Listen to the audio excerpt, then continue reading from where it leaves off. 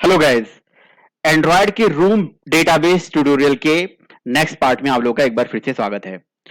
Guys, हमने अपने पिछले सेशन में एंड्रॉयड रूम डेटाबेस का कुछ इंट्रोडक्शन डिस्कस किया था और अपने स्टूडियो में जाके कुछ प्रोग्राम बनाया था।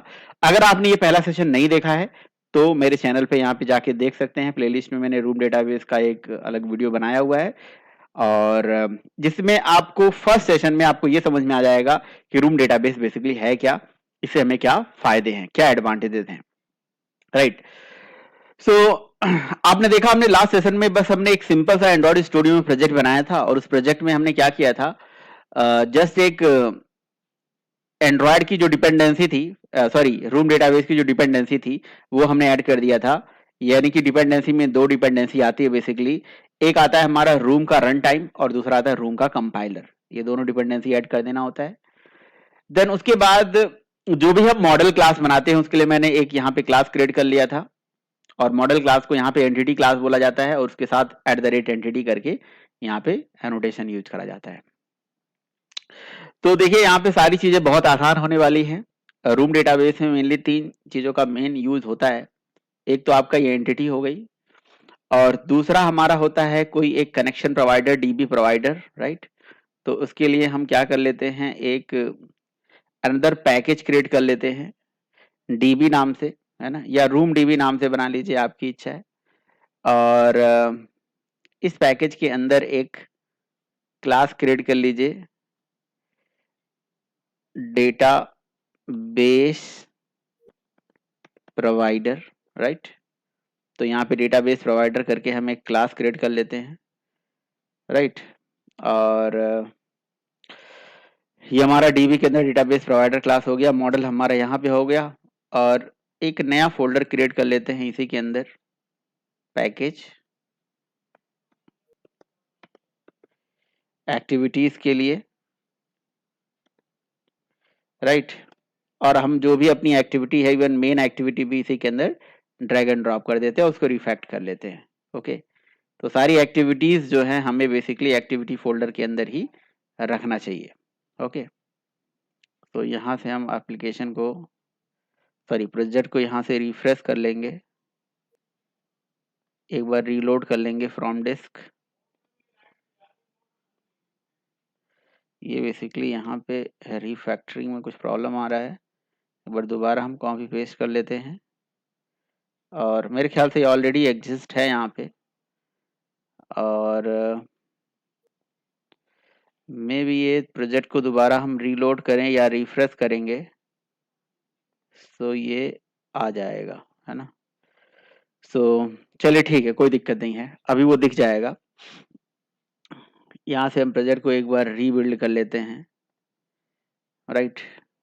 चलिए, तो हमारी एक्टिविटीज फोल्डर में होंगी, मॉडल यहाँ होगा एंड मॉडल को हम एंटिटी ही बोलेंगे बेसिकली। और जो भी आप एंटिटी क्रिएट करेंगे उस एंटिटी के आगे @एंटिटी एनोटेशन लगाएंगे। तो अब आप सबसे पहले अपना यूजर इंटरफेस रेडी करिए, जिस इंटरफेस का डेटा आप अपने डेटाबेस में स्टोर करना चाहते हैं। तो फॉर एग्जांपल मान लीजिए कि यहाँ पे, ठीक है, इससे कोई दिक्कत नहीं है। अब देखिए यहाँ पे रिफैक्टरिंग इसकी हो गई और यहाँ पे आ गया। सो यहाँ पे बेसिकली देखिए जरूरत ये होती है, अब एक एक्टिविटीज हो गई और फिर हमारा डीबी हो गया एंड ये हमारा मॉडल हो गया, एंटिटी जिसे हम बोलेंगे। तो डेटाबेस से रिलेटेड सारी चीजें हम यहीं पे रखेंगे, बाकी ये रेप्टर वगैरह जो भी आप क्रिएट करेंगे कभी डेटा दिखाने के लिए तो हम आगे फोल्डर क्रिएट करते रहेंगे। तो पहले आप ये डिसाइड करिए कि आपके पास कितना डेटा है और कौन कौन सा डेटा डेटाबेस में स्टोर करना चाहते हैं। ओके, तो आप अपनी जो मेन एक्टिविटी है उसका एक एग्जाम्पल यहाँ पे क्रिएट कर लीजिए और इसका जो एग्जाम्पल है, एक एक्सएमएल में आप अपना यहाँ से कोड लिख लीजिए कि भाई आपको क्या क्या चीजें दिखानी है। ठीक है, तो मैं मान लीजिए यहाँ पे एक यूजर इंटरफेस क्रिएट कर लेता हूँ, जस्ट यहाँ पे रिलेटिव लेआउट ले लेता हूँ इसे हटा के और ये हटा लेता हूँ यहाँ पे। जस्ट मैं एक यहाँ पे बगल में लेआउट वैलिडेटर भी ओपन कर लेता हूँ ताकि मैं जो कुछ भी चीजें बनाऊंगा तो यहाँ पे वैलिडेट होता चला जाएगा। ओके, सो एक एडिट टेक्स्ट क्रिएट कर लेते हैं। मैच पेरेंट और रैप कंटेंट इसकी विड्थ हाइट देते हैं, और यहाँ पे हम टेक्स्ट प्रॉपर्टी लेके यहाँ पे लेते हैं भाई इंटर नेम, राइट। तो कभी भी किसी प्रोजेक्ट के अंदर कोई भी यूज़र आता है तो उसमें सबसे पहले अगर हम लॉगिन की फंक्शनलिटी इंप्लीमेंट करना चाहते हैं तो हम यहाँ पे इंटर ईमेल ले लेते हैं, और यहाँ पे आईडी में उसकी आईडी ईमेल स्पेसिफाई कर देते हैं। ओके, तो ये हमारा ईमेल हो जाएगा। और अगली जो हमारा एडिट टेक्स्ट होगा इसी के जस्ट नीचे ही बना लेंगे। तो ये हमारा हो जाएगा पास, और यहाँ पे इंटर पास लिख देते हैं। ओके, एंड देन हमारे पास ये जो एडिट टेक्स्ट है ये बिलो टू कर देते हैं हम आईडी ईमेल के। सो ये हमारा ईमेल के जस्ट बिलो हो जाएगा। तो ये बेसिकली कुछ और नहीं है, ये हमारा एक लॉगिन पेज है, राइट। तो अब ये लॉगिन पेज है, ये हमें पता कैसे के चलेगा, तो हम सबसे टॉप पे एक टेक्स्ट व्यू ले लेते हैं जिसमें हम विड्थ, मैच पेरेंट और हाइट रैप कंटेंट लेके यहाँ पे एक टेक्स्ट यूज कर लेते हैं। लेट्स से टेक्स्ट, सॉरी, एक टेक्स्ट यूज कर लेते हैं भाई लॉगिन पेज। सो और इस पर्टिकुलर कंपोनेंट की भी आईडी देते हैं, लेट्स से लॉगिन दे दिया ऐसे कुछ भी हमने। और ये जो एडिट टेक्स्ट है ये हम लॉगिन के बिलो कर देते हैं, below to login ID login. Okay, तो देखिए सबसे टॉप पे यहाँ पे एक लॉगिन, सबसे टॉप पे लॉगिन पेज लिखा जाएगा। इसका साइज थोड़ा सा हम ज़्यादा कर देते हैं। टेक्स्ट कलर आप ब्लैक कलर में दे दीजिए इसे। टेक्स्ट साइज इसे दे देते हैं हम, लेट्स से यहाँ पे हम दे देते हैं 40 dp। ओके, सो ये साइज हो गया। Central in horizontal true, okay, and central in parent true कर देते हैं। सॉरी, इन पेरेंट ट्रू नहीं करेंगे, इसकी हम ग्रेविटी सेंटर कर देंगे, तो ये बीच में आ जाएगा ग्रेविटी, एंड यहाँ से हम सेंटर कर देते हैं। ओके, तो ये देखिए बिल्कुल सेंटर में आ गया। फाइन, अब जो हमारी एडिट टेक्स्ट है इस एडिट टेक्स्ट में हम यहाँ से मार्जिन ले लेते हैं। सॉरी, अभी ये यूआई का पार्ट है तो इसमें मैं ज़्यादा आपको कुछ नहीं बता रहा, क्योंकि ये मैं एक्सपेक्ट करता हूँ कि जी आप ये सारी चीज़ें से पहले से ही अवेयर हैं। सो मैंने 10 dp का ये एक मार्जिन ले लिया, चारों तरफ से ये मार्जिन हो जाएगा एडिट टेक्स्ट के लिए भी और यहाँ पे दूसरे एडिट टेक्स्ट के लिए। देन यहाँ पे अब नया कोई यूज़र अगर आएगा, फर्स्ट टाइम एप्लीकेशन ओपन होगी तो लॉगिन ही करना होगा विद ईमेल एंड पासवर्ड। और अगर कोई नया यूज़र आएगा तो यहाँ पे हम उसके लिए एक बटन दे देंगे। चलिए हम यहाँ पे 2 बटन दे देते हैं। यहाँ पे मेनली हम इस लेआउट के अंदर अगेन एक लीनियर लेआउट ले लेते हैं जो कि यहाँ से मैच पेरेंट और हाइट रैप कंटेंट ले लेते हैं, राइट। और इसके अंदर हम यहाँ पे स्पेसिफाई कर लेते हैं 2 बटन ले लेंगे। सो बटन रैप कंटेंट और रैप कंटेंट जो बटन होगा, और उसके साथ हम यहाँ पे टेक्स्ट ले लेते हैं जी लॉगिन, राइट। तो एक लॉगिन नेम से हमारे पास बटन बन के आ जाएगा। अच्छा, ये जो हमारा लीनियर लेआउट है इसको हम बिलो टू कर लेते हैं, यानी कि ईमेल के, और इसकी भी हम आईडी दे देते हैं btn नाम से, है ना। ओके, ओनली उसकी आईडी भी हम यहाँ पे स्पेसिफाई कर लेते हैं। एंड देन यहाँ पे भी अगेन हम बिलो प्रॉपर्टी यूज कर लेते हैं।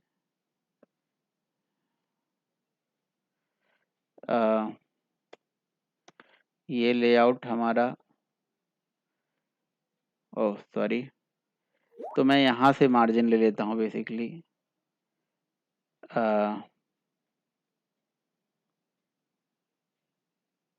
ओके, अब ये जो मेरा बेसिकली लेआउट है, इस लेआउट में ये मार्जिन, हाँ मार्जिन टॉप आना चाहिए, वही मैं सोच रहा था कि यहाँ पे मार्जिन टॉप बेसिकली क्यों नहीं काम कर रहा है।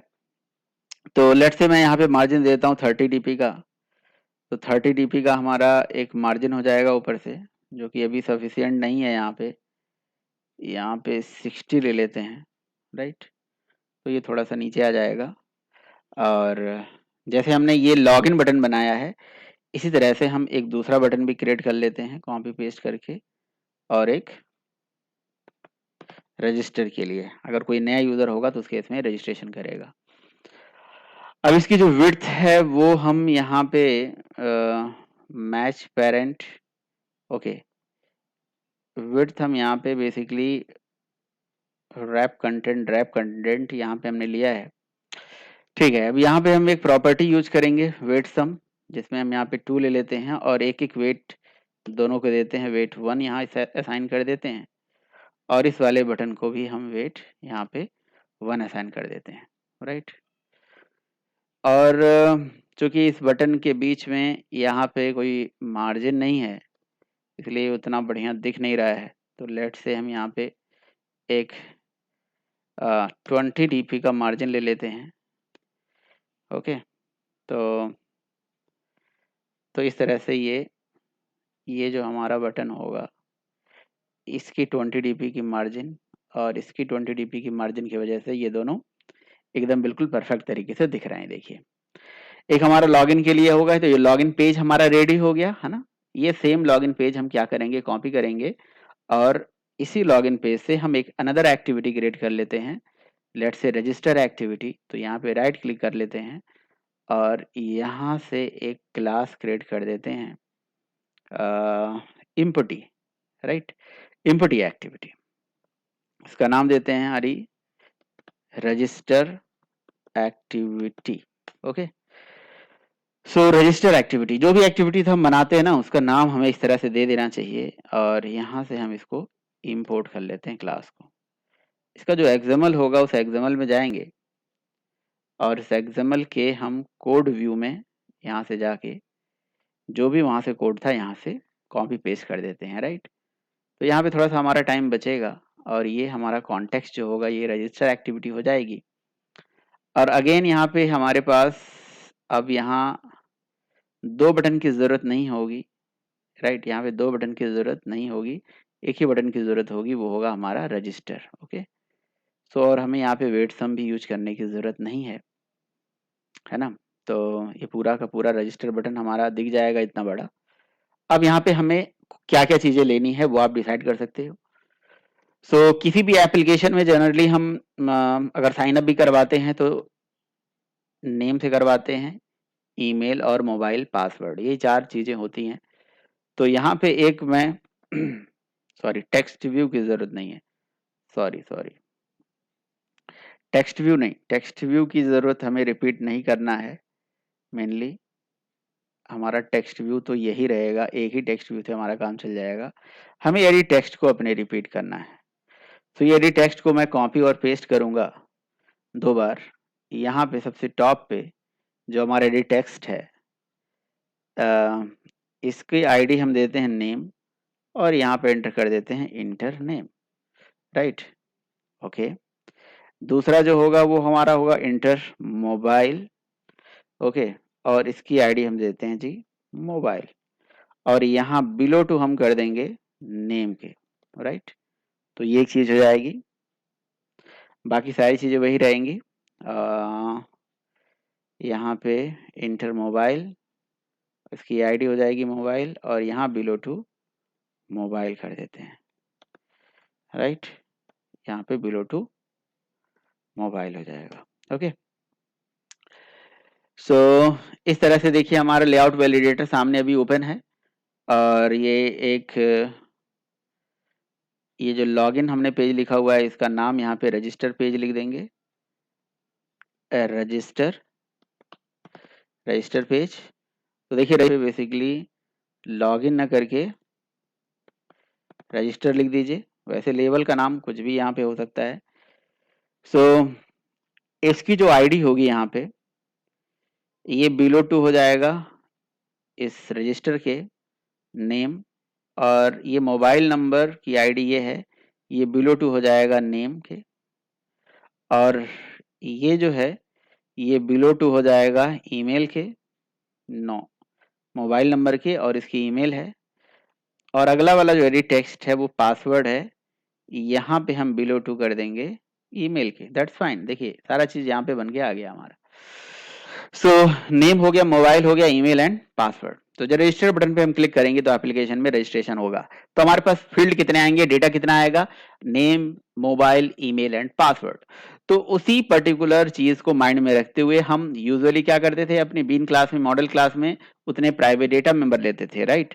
तो प्राइवेट स्ट्रिंग यहाँ पे ले लेंगे नेम, और name, email, mobile and password. Okay, देखिए ये 4 फील्ड हमने यहाँ पे ले लिया।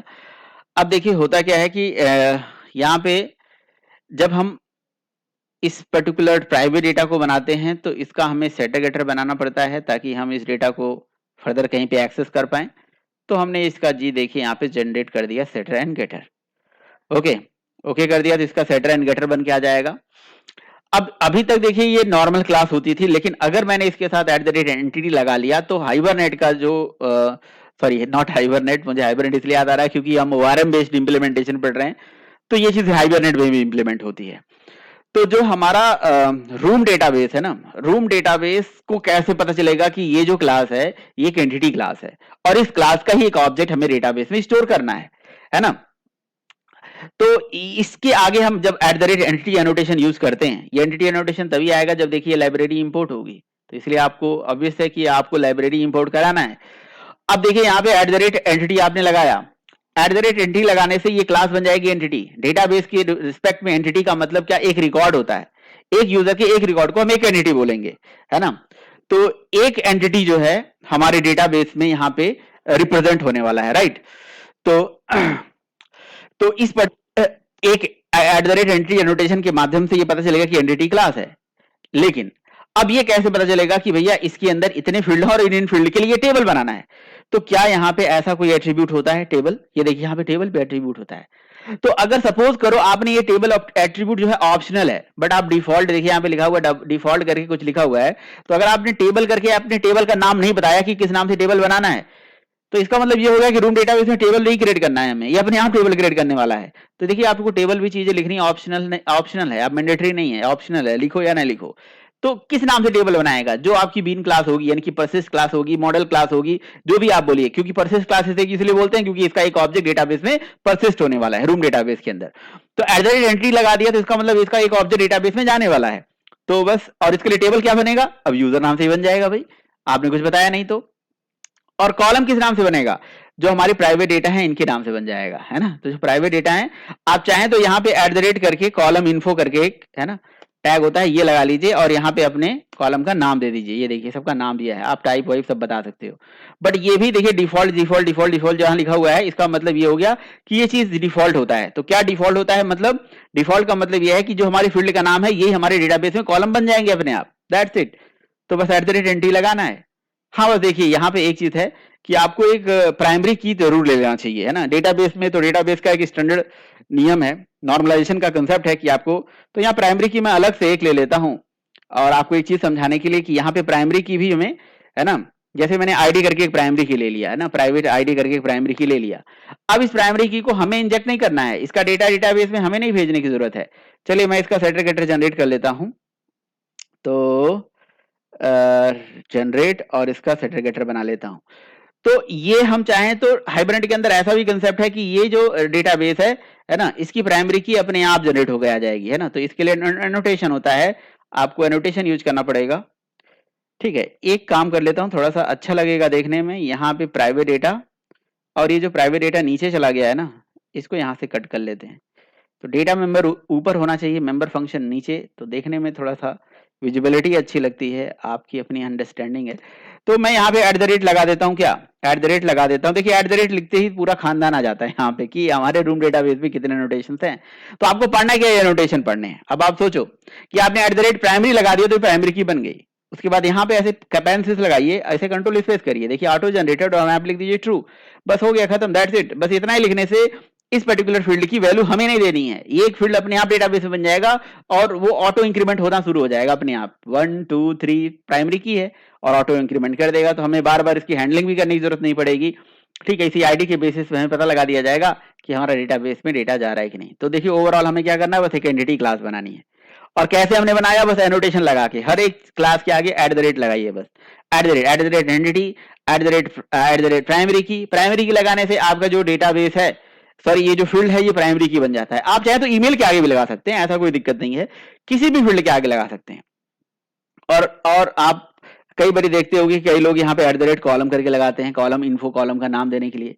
तो अगर आपके पास कॉलम का नाम कुछ और है, यही नहीं रखना चाहते हो, तो रख सकते हो। जैसे लेट से मैं यहाँ पे लगा देता हूँ, जैसे @ आपने लिख दिया कॉलम, ठीक है, @ कॉलम, सॉरी कॉलम इन्फो, और यहाँ पे आप दे दीजिए नेम, और नेम इज इक्वल टू, जैसे मैंने दे दिया कॉलम का नाम नेम अंडरस्कोर आईडी, या नेम, या मैंने दे दिया यूजर अंडरस्कोर नेम।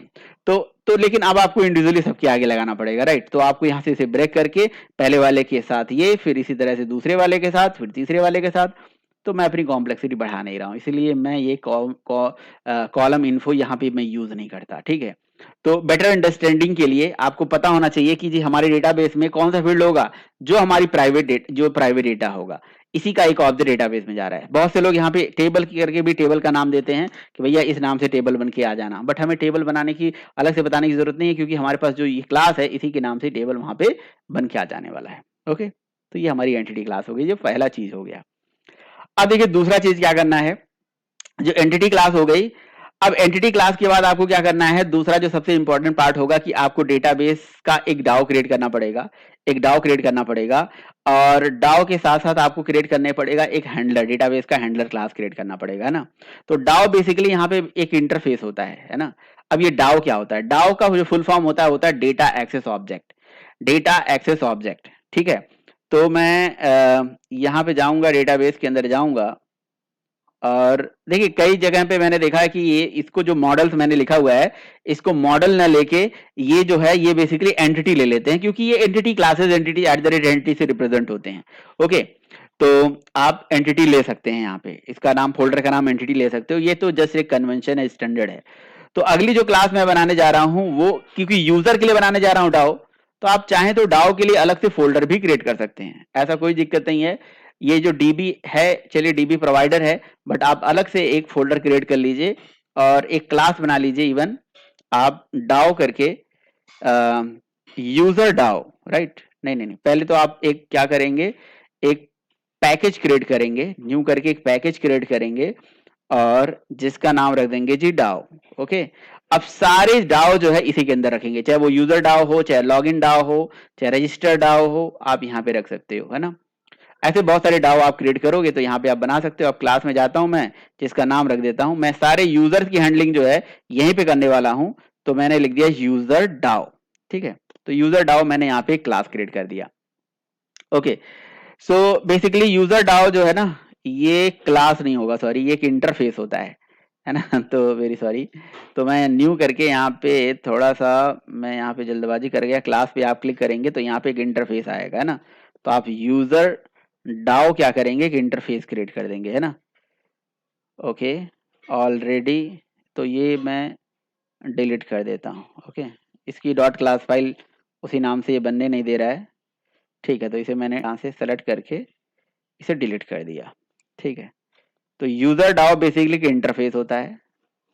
तो यहाँ से हम क्लास पे जाएंगे, इंटरफेस पे जाएंगे और लिख देंगे यूजर डाओ, यहाँ से आप इंटरफेस सेलेक्ट करिएगा। ओके, तो यूजर डाओ हमारा हो गया।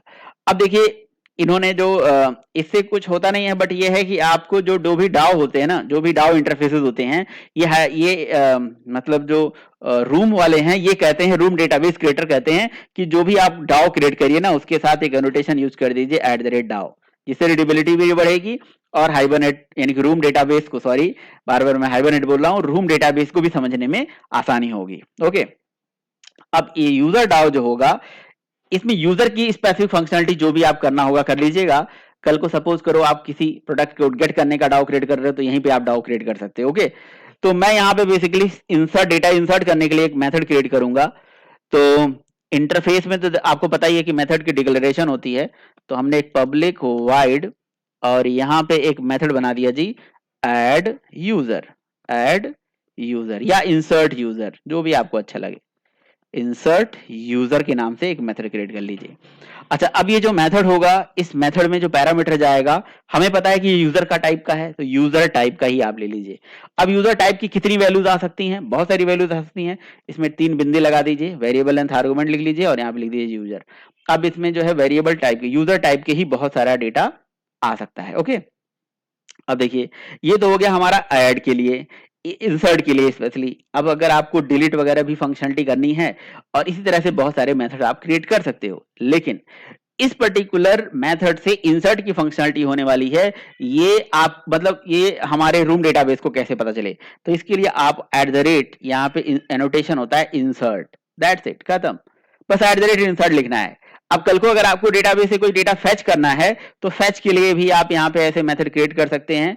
तो लेट्स से मैंने यहाँ पब्लिक और रिटर्न टाइप यहाँ पे मैं लिख देता हूँ लिस्ट, कलेक्शन कर दूंगा। और चूंकि कलेक्शन जो है यूजर का ऑब्जेक्ट ही रिटर्न करके लाएगा, तो यहाँ लिस्ट को हम कलेक्शन टाइप का बना देंगे। ओके, सॉरी, हाँ ये हो गया। और मेथड का नाम होगा गेट ऑल यूजर। तो अब ये जो है ये बेसिकली क्या करेगा, सारे डेटाबेस से, सॉरी यहाँ मेथड की डेफिनेशन नहीं होगी, डिक्लेरेशन होगा। ये डेटाबेस से सारे यूजर का डिटेल फेच करके लाएगा। तो आप यहाँ पे @ करके यहाँ पे क्या लगाएंगे, आपको यहाँ पे क्वेरी लिखनी पड़ेगी। और अगर क्वेरी लिखना भी चाहते हैं तो बहुत सिंपल सी क्वेरीज होगी। जैसे आपको डेटाबेस से डेटा फेच करना है तो आप यहाँ पे लिखेंगे सेलेक्ट स्टार फ्रॉम, उसके बाद यहाँ पे मैं लिख देता हूँ user select star from, let's say मैं यहाँ पे लिख देता हूँ एम्प्लॉय। तो देखिए जैसे मैंने एम्प्लॉय लिखा ना तो यहाँ पे रेड कलर आ गया। आप देख रहे हो कितना बढ़िया फीचर है रूम डेटाबेस का। ये कंपाइल टाइम पे क्वेरी दिखती है, कह रहा है can not resolve this symbol, मतलब इसको एम्प्लॉय नहीं मिल रहा है, यानी कि हमारी एंटिटी को ही यहाँ पे बताना पड़ेगा। एक्चुअली हमारी जो टेबल का नाम है वो हम इसे बताएंगे, ये यहाँ पे हम अपना कर दे देंगे टेबल का नाम यूजर। तो देखिए ये समझ गया, सेलेक्ट स्टार फ्रॉम यूजर, ठीक है। तो ये समझ गया कि यूजर नाम का कोई क्या है, एक मॉडल क्लास है, एंटिटी क्लास है, एक कोई हमारी मतलब कह सकते हो परसिस्ट ऑब्जेक्ट है जिसका हमें रेफरेंस देना है। तो उसके हिसाब से हमारा ये चीज होगी। तो ये हो गया हमारा इंसर्ट, ये हो गया डिलीट, सॉरी क्या नाम है, अपडेट। अब इसी तरह से आप डिलीट भी क्रिएट कर लीजिए अगर करना है तो। वाइड पब्लिक वाइड, देखिए डिलीट का भी हम यहाँ पे यूज करेंगे नहीं, तो DELETE। वैसे ये मेथड को हमें पब्लिक बनाने की जरूरत नहीं है, बाय डिफॉल्ट पब्लिक एब्स्ट्रैक्ट तो होते ही हैं, ठीक है। और इसमें जो है हम यूजर, किसी एक यूजर स्पेसिफिक डेटा को डिलीट करेंगे तो हमने यहाँ पे यूजर टाइप का पैरामीटर ले लिया और इसके साथ एनोटेशन लगा दिया डिलीट, डिलीट। तो कहने का मतलब यह है कि डाओ जो है, डाओ क्या होता है, what is DAO? DAO stand for data access object, मतलब एक ऐसा ऑब्जेक्ट जिसका जिम्मेदारी है कि वो डेटाबेस में डेटा ले जाए और डेटाबेस से डेटा ले आए। तो ये डाओ है ना, ये रूम डेटाबेस के अंदर हमें नहीं क्रिएट करना है, हमें डाओ का जस्ट एक इंटरफेस क्रिएट करना है जिसमें हमने मेथड की कुछ डिक्लेरेशन कर देनी है। इंप्लीमेंटेशन कौन देने वाला है? हम नहीं देने वाले हैं, इंप्लीमेंटेशन रूम डेटाबेस खुद ही देगी। रूम डेटाबेस खुद ही इनको इंप्लीमेंट करेगी, इस इंटरफेस की इंप्लीमेंटेशन हम नहीं प्रोवाइड करेंगे, राइट। तो रूम डेटाबेस इसको खुद ही इंप्लीमेंट करेगी अपने हिसाब से हमें यूज करने के लिए। हाँ बस ये है कि हमें अपने हिसाब से यूज करने के लिए एक डेटाबेस हम प्रोवाइडर क्लास इसलिए हमने क्रिएट किया है, एक एब्स्ट्रैक्ट क्लास हम क्रिएट करेंगे और उस एब्स्ट्रैक्ट क्लास की जिम्मेदारी होगी कि वो हमें हमारे अकॉर्डिंगली जो है इसको हम एक सिंगलटन पैटर्न को फॉलो करके ये क्लास बनाएंगे ताकि जब भी हमें मतलब अपने रूम डेटाबेस की जरूरत पड़े तो वो डेटाबेस हमारे पास रिटर्न होके मिल जाए, है ना।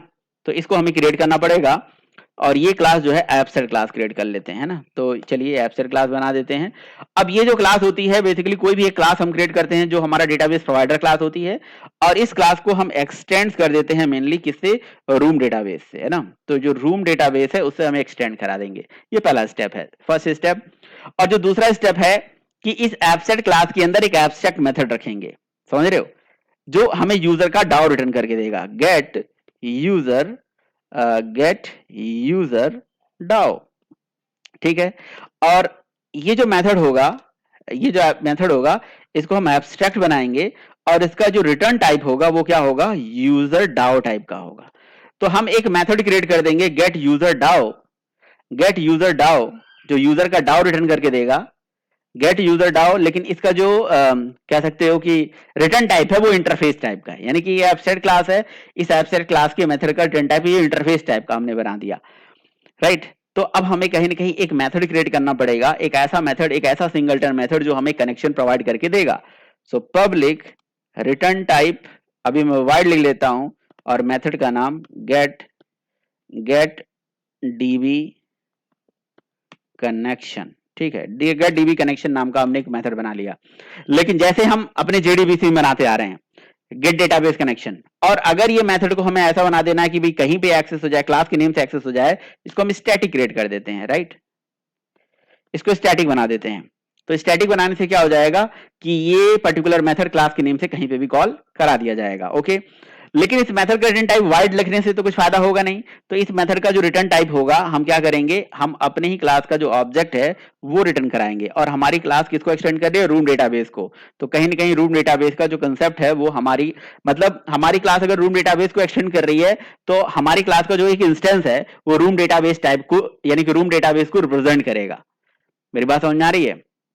हमारे क्लास का कोई भी इंस्टेंस अगर मतलब अगर सपोज करो कि हम मान लो हमारी क्लास थ्रेड को एक्सटेंड कर रही है, तो हमारे क्लास के पास थ्रेड का बिहेवियर आ गया। अगर हमारी क्लास जो रूम डेटाबेस को एक्सटेंड कर रही है, तो हमारी क्लास का जो एक ऑब्जेक्ट तो हमारी टाइप का तो होगा, साथ में हमारे पेरेंट टाइप का भी होगा, यानी कि रूम डेटाबेस टाइप का भी होगा, ठीक है। तो अब क्या करेंगे भाई, देखो यहां पे क्या कर देते हैं कि अपनी क्लास का एक स्टैटिक वेरिएबल क्रिएट कर लेते हैं, पब्लिक स्टैटिक, और यहाँ पे क्लास टाइप का ही एक वेरिएबल क्रिएट कर लेते हैं, इज इक्वल्स टू यहाँ पे देते हैं नल, ओके।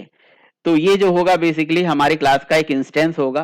अब इस इंस्टेंस को चेक कर लेते हैं, ये बेसिकली कुछ और नहीं कर रहे हैं, हम इसको चेक कर रहे हैं कि क्या कनेक्शन की वैल्यू नल है, ठीक है। ये इनका स्टैंडर्ड है, ये बोलते हैं कि ऐसे काम करके चलो, ठीक है। अगर नल है तो ठीक है, अदरवाइज यहां से हम रिटर्न करा देंगे। तो नल है तो कनेक्शन बनाना, अदरवाइज रिटर्न कर देना यही सेम कनेक्शन को, ठीक है, सॉरी, अदरवाइज रिटर्न कर दीजिए यही सेम कनेक्शन को, है ना, सेम कनेक्शन यहाँ पे रिटर्न कर देंगे हम, ठीक है।